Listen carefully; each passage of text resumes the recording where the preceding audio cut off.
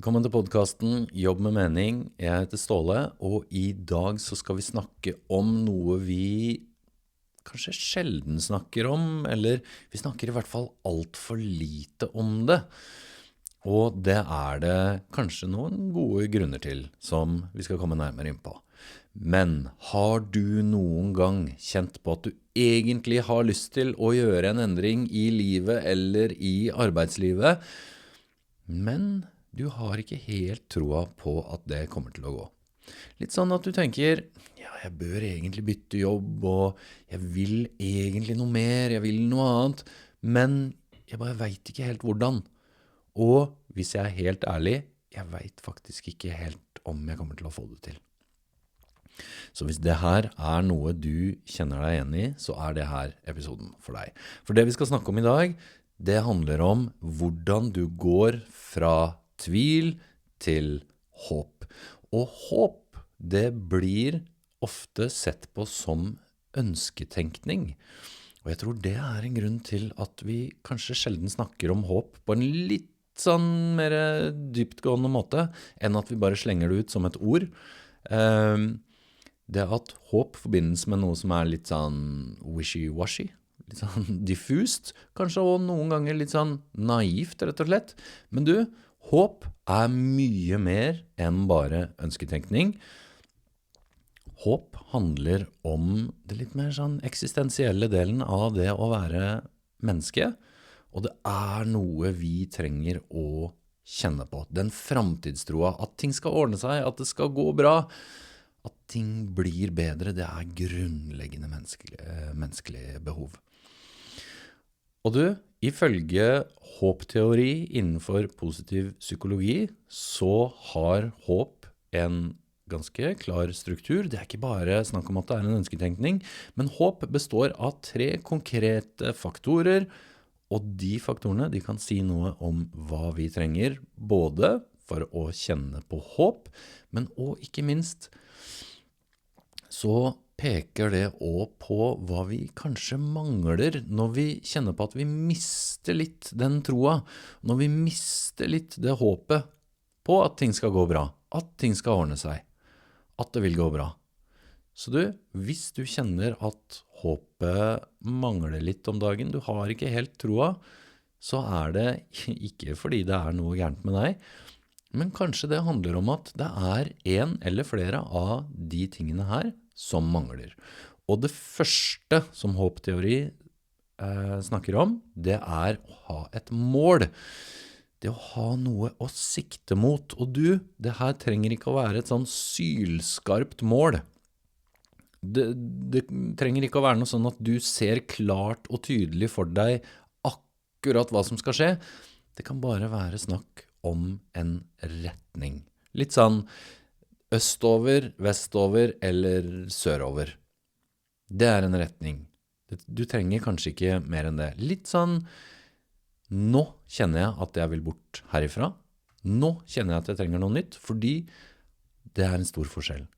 Det å gå og kjenne på noe som gnager deg over tid og skurrer, og litt den feelingen av at jeg vil bort ifra der jeg er, til the decision, til beslutningen i deg, når du kjenner at nå vil jeg ikke mer. Nå trenger jeg noe annet. Nå vil jeg bort herfra. Det er noe annet. Det er gjerne en sånn terskel i oss som tråkkes over når vi gjør det. Og når vi først har gått over den terskelen der, så er det litt sånn at vi kan ikke gå tilbake på det. Så litt sånn der, du, jeg vil finne noe annet, og jeg er litt usikker på hva, men jeg kjenner at jeg er klar for noe nytt nå, og at det er en retning i det. Det å ha noe du beveger deg mot. For hvis vi bare blir gående rundt og tenker på at jeg har det ikke bra her jeg er, jeg vet ikke hva jeg vil, og hvordan skal jeg egentlig komme meg videre, da blir vi fort stående fast. Vi går og kjenner på at vi er stuck, vi er fastlåst, og hva skjer da? Vi mister håpet, og vi mister troa på at det skal bli bedre. Så derfor er det å ha et mål, en retning, viktig, og en sånn viktig bestanddel av det å ha et håp. Og den andre tingen, det er at det er flere veier frem til det målet. Og det her kanskje på mange måter noe av det viktigste, fordi det mange gjør at de legger alt håpet sitt i én mulighet. Den ene jobben jeg har lyst på, den ene drømmejobben, eller den ene arbeidsgiveren som jeg har lyst til å jobbe for. Og du, hvis det ikke går, så raser egentlig håpet og troen sammen. La oss si det ikke noe ledig der, eller kanskje du har søkt og du ikke har fått den jobben hos drømmearbeidsgiveren din, eller akkurat den jobben der som egentlig, det virker som om den var jo nesten lagd for meg, og så fikk jeg ikke den. Og det gjør at vi kan synke litt sammen, og håpet forsvinner, og så tenker vi fort litt sånn krisetenkning om at jeg kommer aldri til å få det til, jeg stuck her jeg og jeg må bare bli her.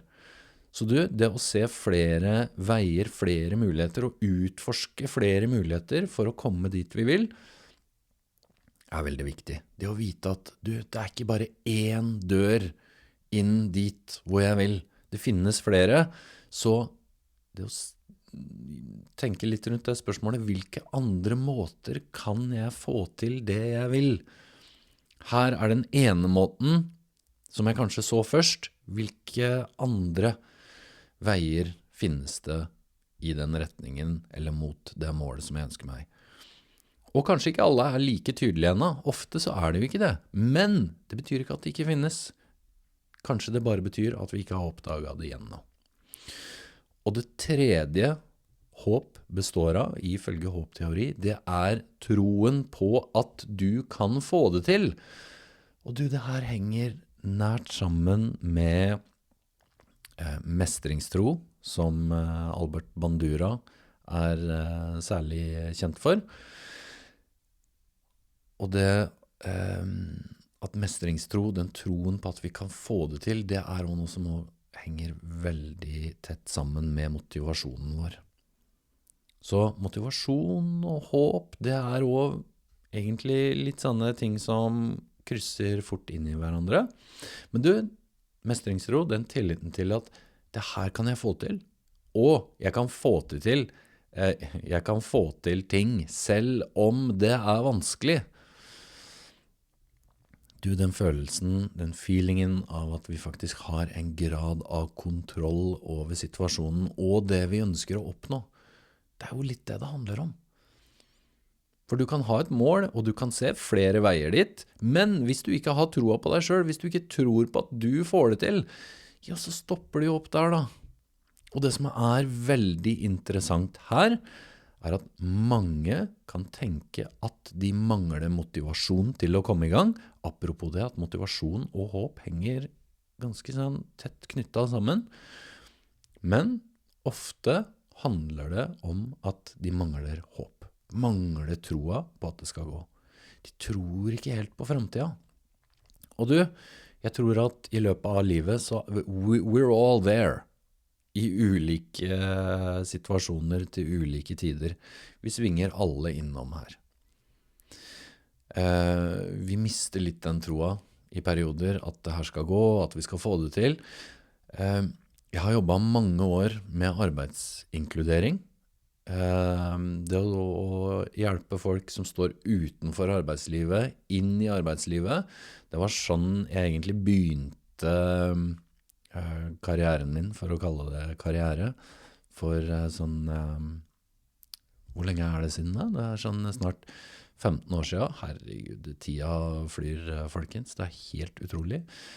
Anyways, poenget jeg jobbet mye med arbeidsinkludering, og hvis du jobber med inkludering, eller du jobber med mennesker i en eller annen setting hvor du møter på mennesker, så kan du jo også, altså den ene tingen jo å bruke det her for din egen del, men du kan også bruke det her som et sånn lite verktøy til å hjelpe andre folk rundt deg. Du trenger ikke å være jobben din heller, det kan bare være en venn, venninne, partner som har mistet litt sånn håpet, ikke har helt trua på at det her skal gå, så kan det her faktisk være med å i det minste hjelpe til å skape litt bevegelse ved at du, det ikke bare det at du ikke tror, men hvor det skoen trykker? Det det at du ikke har klart mål, eller vet helt hvor du på vei? Henger alt håpet på den ene veien dit? Eller har du ikke helt trua på at det her skal gå? Men det å vite at håp det er utrolig viktig for oss mennesker å ha det håpet. Og det å vite at håp ikke bare handler om ønsketenkning, det er ikke bare ønsketenkning, men at det er noen faktorer som utgjør håp og tro på fremtida. Og hvis du kjenner at du står litt fast akkurat nå, så kan du stille deg noen spørsmål, eller noen rundt deg, så kan du stille de spørsmålene her, men er det det at jeg ikke helt vet hva jeg vil? Er det målet som er litt uklart? Er det det at jeg bare ser en vei nå, at den virker stengt? Eller er det at jeg ikke helt tror på at jeg kan få til det her? For min erfaring er at vi får til mye mer enn det vi tror, men vi trenger å bli minnet på det. For du som lytter har allerede guaranteed fått til ting i livet ditt som har vært vanskelig, som du kanskje ikke trodde du skulle få til, men som du klarte å få til likevel. Du har møtt vanskelige ting før, og du fant ut av det. Og det betyr også at du kan klare å komme deg videre fra det du står i nå. Og hvis du kjenner deg igjen i at du kanskje står litt fast, eller du ikke har funnet helt veien videre, ta gjerne kontakt med meg på meningsfulljobb.no, så kan vi ta en samtale og finne ut, eller i hvert fall hjelpe sånn at kanskje du får litt mer klarhet i hva er det som er neste steg for deg videre nå. Fordi noen ganger vi kan finne ut mye på egen hånd, mens noen ganger så er det bare det å kunne si ting høyt, det å bli lyttet til har en effekt i seg selv.